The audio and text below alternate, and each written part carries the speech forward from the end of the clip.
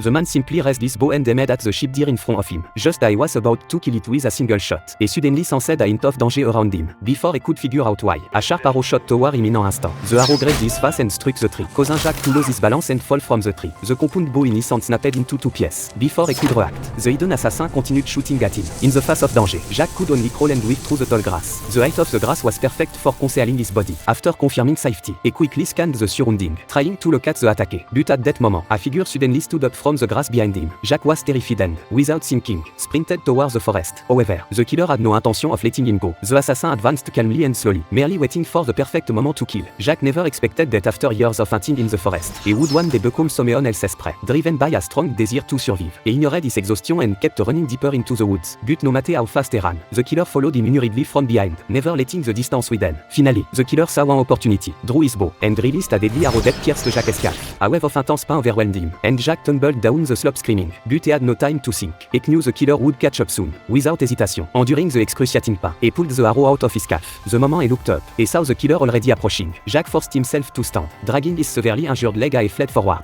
After limping for a short distance, he arrived at an abandoned ruin and entered after making a quick inspection. Following the trail of blood, the killer also entered from behind, but he stepped inside. He noticed that the injured Jack had vanished. It turned out Jack was hiding beneath the wooden plank. He stared fearfully at the killer above, praying he would leave quickly. What he didn't know was that the moment the killer entered the ruin, he had already discovered him.